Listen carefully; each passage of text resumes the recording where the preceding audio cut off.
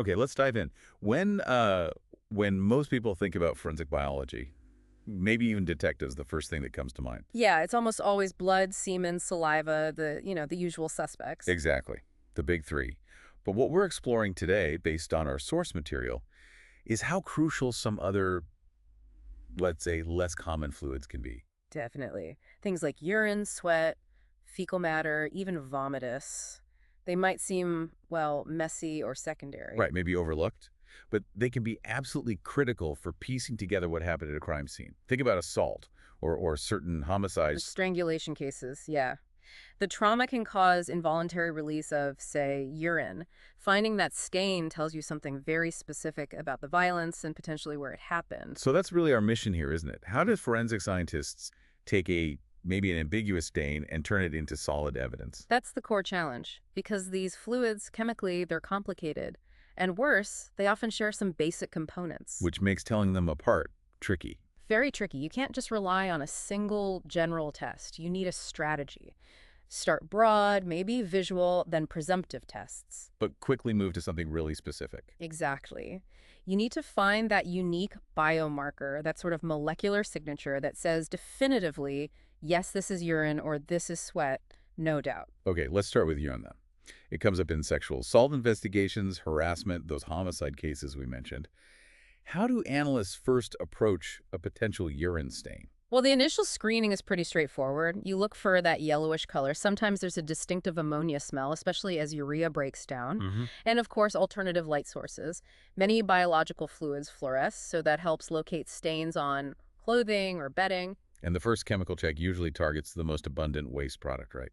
Urea. Correct. Urea is the big one, comes from breaking down amino acids. The go-to presumptive test is the DMAC assay. Stands for para-dimethylamine-acetaldehyde. Quite a mouthful. Huh, yeah. So how does it work? It's usually colorimetric.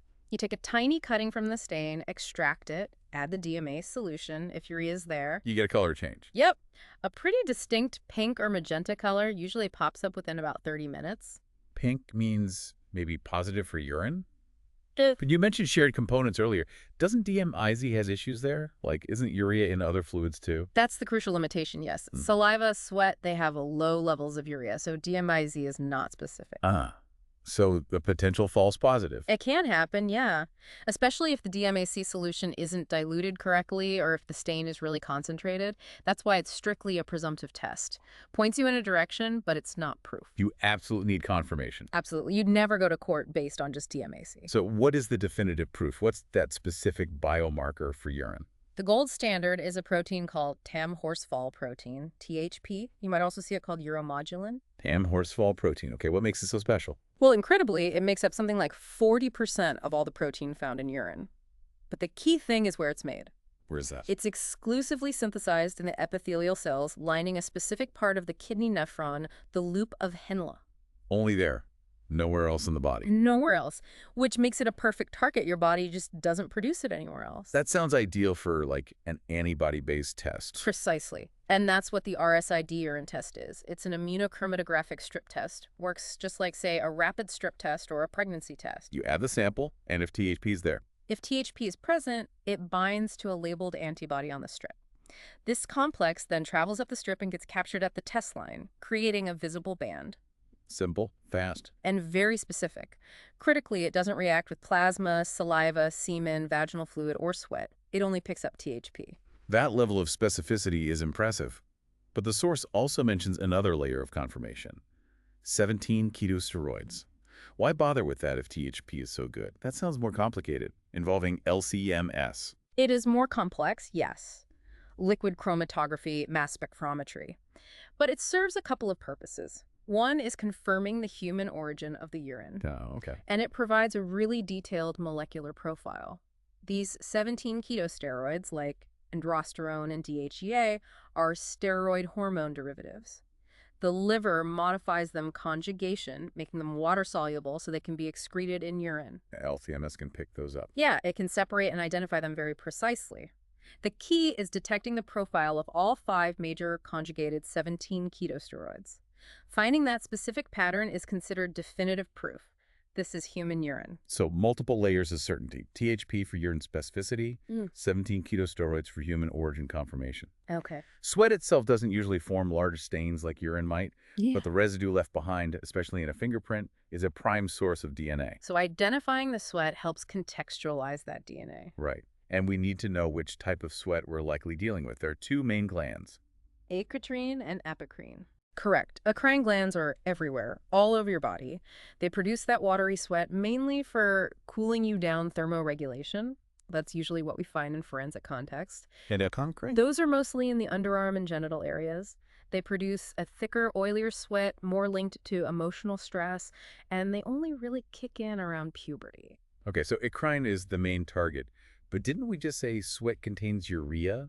Could that cause issues, maybe confuse things if there's a mixed stain?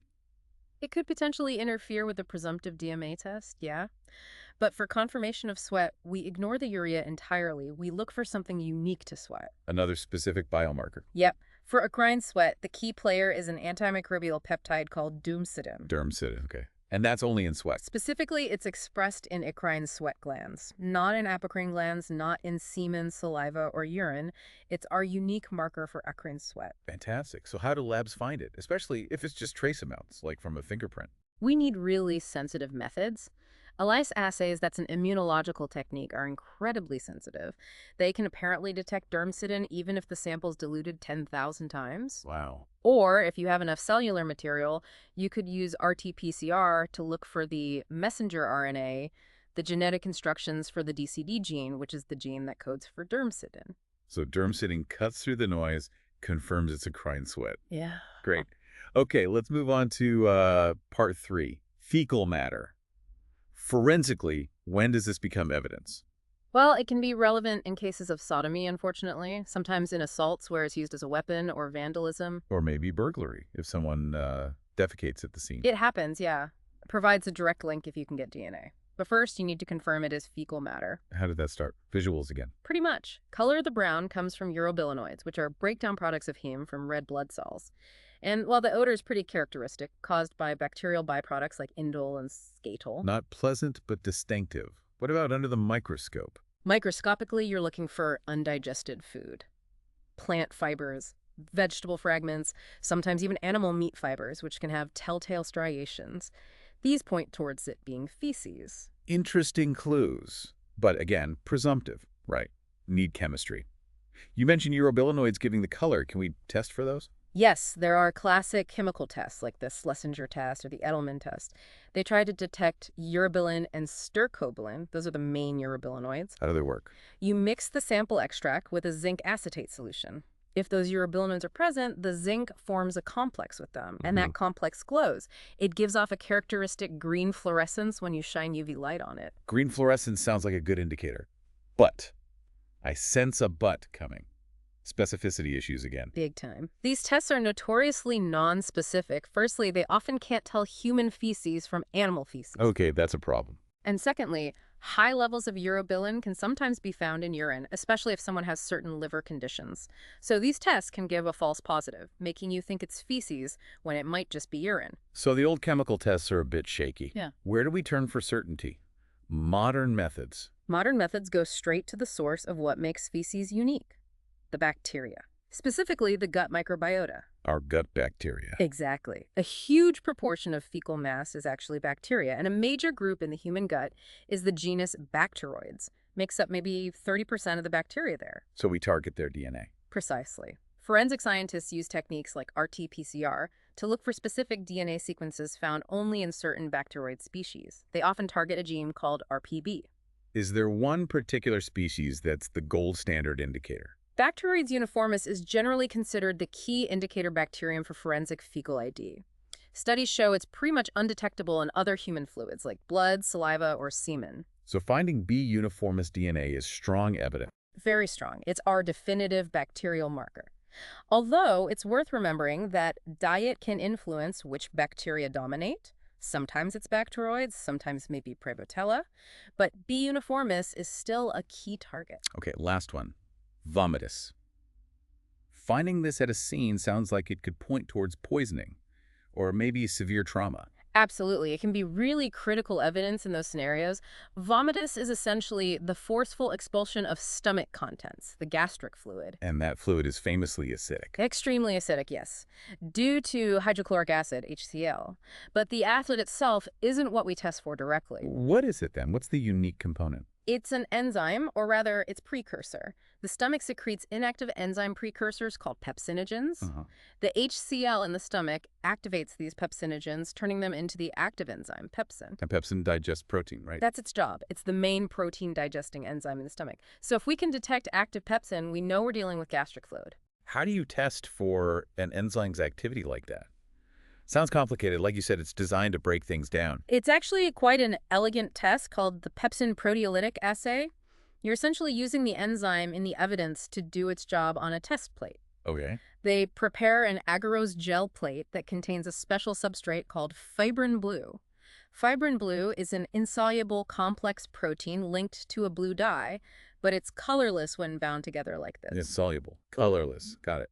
So you put the suspected vomitus sample onto this gel. Exactly. You load the sample onto the gel plate with the fibrin blue, then you incubate it. And if pepsin is present in the sample. The pepsin gets to work, it digests or cleaves the protein part of the fibrin blue complex. When it does that, it releases the water-soluble blue dye.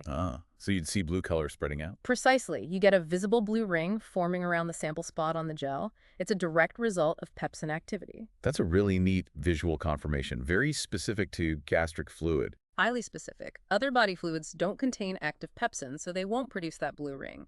It confirms gastric origin. But like some of the older tests, maybe not species specific. That's the one main limitation, yeah.